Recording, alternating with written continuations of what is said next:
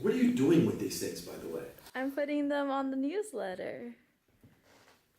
I've been teaching MBAs for a long time. I've taught in the United States, I've taught in other countries, and of course then we started the program here. The one thing that I really enjoy about this particular opportunity is the mix of students.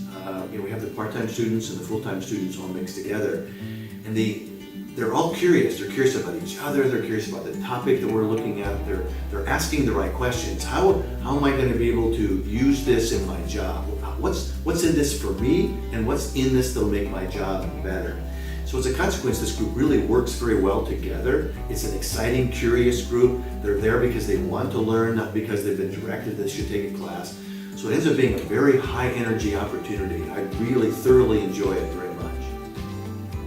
We've gone through a variety of ways of choosing students. I would say that the most important characteristic in students nowadays is getting a sense of what's important for them, and what we're offering here in terms of education, is that going to fit into what's important for them? Once you get an idea that the student is coming here for a particular kind of training, we can add value in that direction, then it becomes interesting to see, well, what is this student going to bring that's unique in terms of their personality, their perspective on the world, that's going to add value to the other students in the class?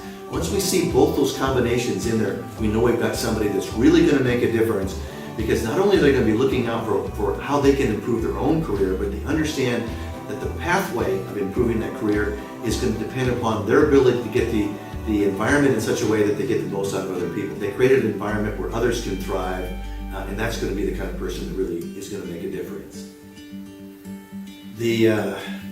First of all, you fully expect me to say something about neuroscience and something along those lines.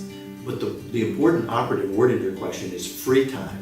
If you want something on the basis of neuroscience, I highly recommend Amy Edmondson's psychological safety book that just came out just a couple of months ago. But if you want some really interesting reading, and I believe that reading should give you the opportunity to create certain kinds of characteristics in yourself, empathy, the compassion for others, understanding exactly how a person becomes the person they are.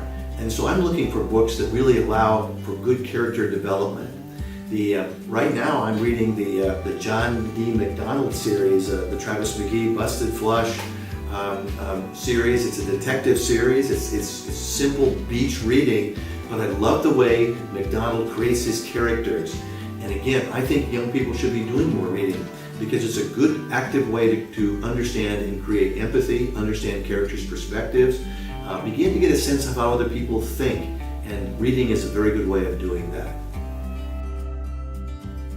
It's done. Done in a lot of ways.